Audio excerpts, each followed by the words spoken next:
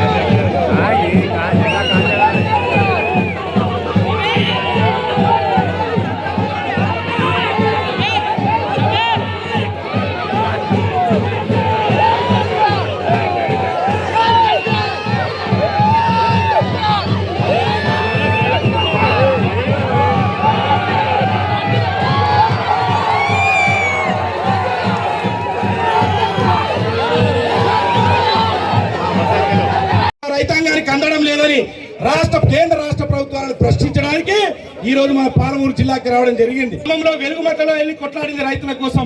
మొన్న నాగర్ కర్నూలులో కుమ్మెరలో సంఘటన జరిగితే చిన్నారి పాప చనిపోతే అక్కడికి వెళ్ళి నిలబడింది.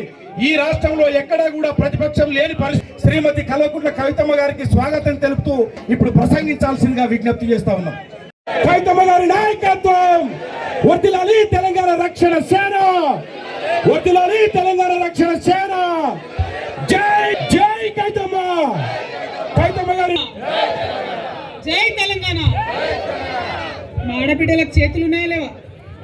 ఉన్నాయా? జై తెలంగాణ. ఇవాళ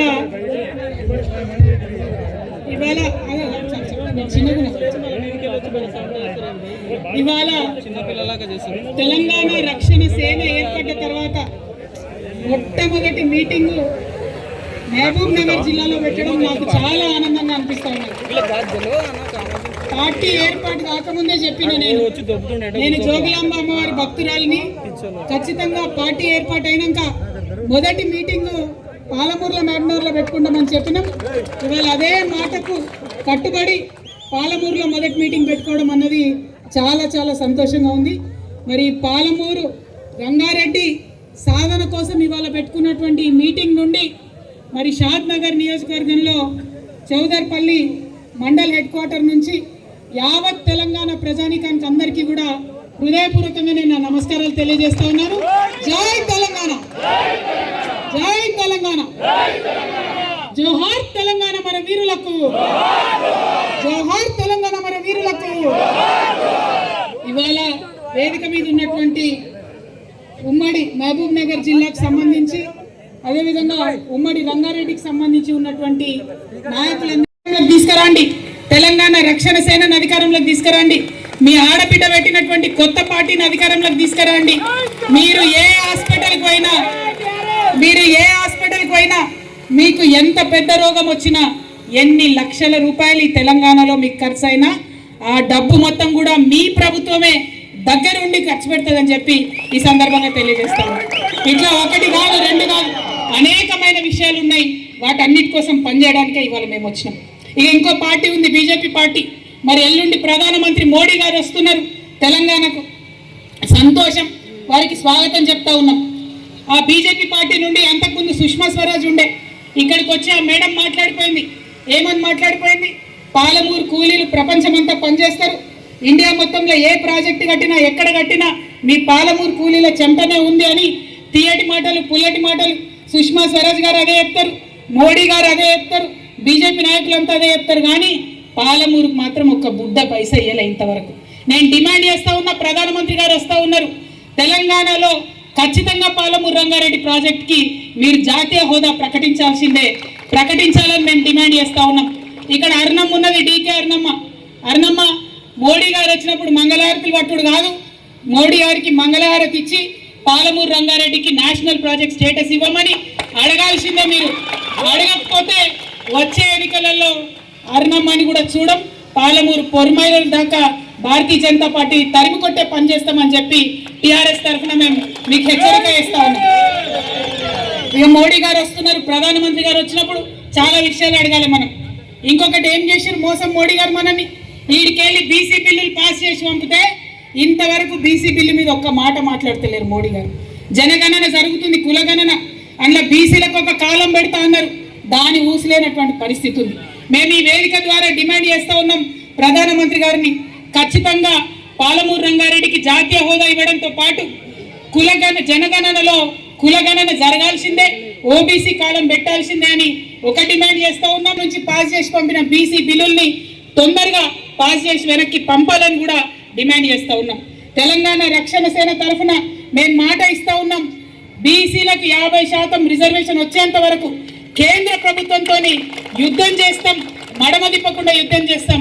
అది రాజకీయాలలో కావచ్చు, విద్యలో కావచ్చు, ఉద్యోగాలలో కావచ్చు, బీసీ బిడ్డలకు అవకాశాలు వచ్చేంత వరకు కూడా తెలంగాణ రక్షణ సేన, మీ టీఆర్ఎస్ పార్టీ, మీ ఆడబిడ్డగా నేను ముందు వరుసలో ఉండి ఉద్యమం చేస్తామని కూడా మీకు ఈ సందర్భంగా తెలియజేస్తా ఉన్నా.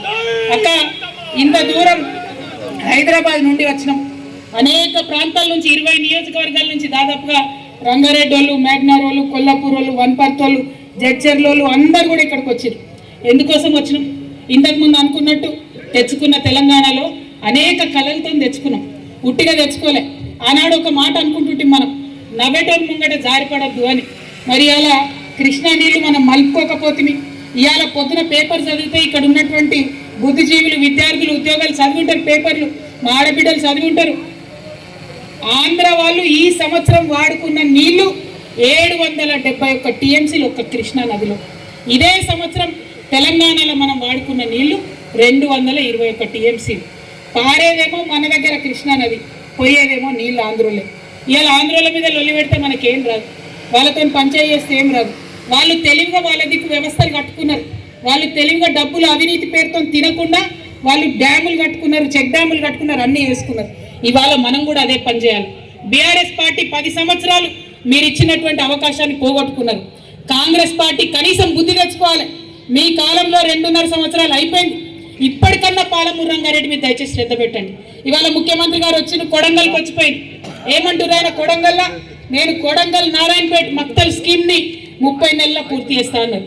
ఈ ముఖ్యమంత్రిగా పెట్టుకోవాలని ఉంటే, స్టార్టప్ పెట్టాలని ఉన్నా కూడా 2 లక్షల నుంచి 20 కోట్ల రూపాయల వరకు డైరెక్ట్గా బ్యాంకుతో సంబంధం లేకుండా మీ ప్రభుత్వమే మీకు లోన్ ఇస్తుంది. మిమ్మల్ని నమ్మి, మీ స్వశక్తిని నమ్మి, మీరు పెట్టేటటువంటి ఇండస్ట్రీస్ నమ్మి మీకు లోన్ ఇస్తుందని ఈ సందర్భంగా నేను తెలియజేస్తున్నా. ఇట్లా ఒక్కొక్కటి చెప్పుకుంటూ పోతే అనేకమైన అంశాలు ఉన్నాయి. కానీ ఇవాళటి సభ నీళ్ళ కోసం పెట్టుకున్నటువంటి సభ, నీటి గోస కోసం మాట్లాడుకోవడానికి పెట్టుకున్న సభ. రేపటి నుంచి నాకు తెలుసు మొత్తం గులాబీ గ్యాంగ్ అంతా మన మీద వాడి విమర్శలు చేస్తారు. కానీ నేను ఒక్క మాట చెప్తా ఉన్నా, ఆదిలాబాద్ తీసుకోండి, ఒక్కటి కూడా కొత్త ప్రాజెక్టు కట్టలే. తుమ్మిడిహెట్టి కట్టి 2 లక్షలు నీళ్ళు ఇస్తామన్నారు, ఎకరాలకు నీళ్ళు ఇస్తామన్నారు, ఇయ్యలే. అది పోయింది వారదా కడతామన్నారు, అది ఇయ్యలే. నిజామాబాద్ చూసుకోండి, మా జిల్లానే ఒక్క ఎకరం కూడా కాళేశ్వరం నుంచి నిజామాబాద్కు నీళ్లు రాలే. కరీంనగర్ చూసుకోండి, పాతయే అదే Yellampalli, SRSP, mid Maner, lower Maner dam నుంచి వచ్చే నీళ్లను ఆయకట్టును స్థిరీకరణ చేసారు తప్పితే ఒక్క కొత్త ప్రాజెక్టు కట్టలేదు, ఒక్క ఎకరానికి కొత్త ఆయకట్టు ఇవ్వలేదు. ఒక్క మెదక్లో మాత్రం మల్లన్న సాగర్ కావచ్చు, కొండపోచమ్మ సాగర్ కావచ్చు, రంగనాయక సాగర్ కావచ్చు, అది కట్టి 1 లక్ష ఎకరాలకు నీళ్ళు ఇచ్చింది. మిగతా వరంగల్ చూసుకోండి, ఇంత ఉద్యమాలు చేసి ఇంత పోరాటాలు చేసిన వరంగల్లో 25 ఏళ్ళు అయితే దేవాదుల పూర్తి కాదు, 25 ఏళ్ళు అయితే ఏ ఒక్క కొత్త ప్రాజెక్టు రాదు. ఈ తెలంగాణ వచ్చిన 12 సంవత్సరాల్లో వరంగల్ కోసం ఒక్కటంటే ఒక్క కొత్త ప్రాజెక్టు కూడా కట్టినటువంటి పాపాన వాళ్ళు. మీదికెళ్ళి ఎంత ఘోరం అంటే, కాకతీయ కెనాల్లో నీళ్లు వార్తలేవు చివరి వరకు అని చెప్పి తాడిపత్రులు పెట్టి నీళ్ళు ఇచ్చిరు తప్పితే కనీసం కాలువలు లైనింగ్ చేసుకుందామనే ఆలోచన కూడా చేయలేదు. నల్గొండ జిల్లా గురించి ఆలోచన చేస్తే ఘోరమైన పరిస్థితి. కనీసం ఒక రిజర్వాయర్ కొత్తది కూడా తవ్వనటువంటి పరిస్థితి ఉన్నది. దానికి తోడు ఏం చేసిరు, నల్గొండకు నీళ్ళు ఇవ్వాలంటే పాలమూరు రంగారెడ్డి నుండే నీళ్ళు ఇవ్వాలని చెప్పి మరొక నీటి ఉద్యమం ప్రారంభం కాబోతా ఉంది. దానికి అదే పరిస్థితి చేసుకోవాలి. కాబట్టి మరొక ఉద్యమానికి సిద్ధం కావాల్సిందిగా పాలమూరు ప్రజలందరినీ వేడుకుంటూ నేను మీ అందరి దగ్గర కూడా సెలవు తీసుకుంటా ఉన్నా.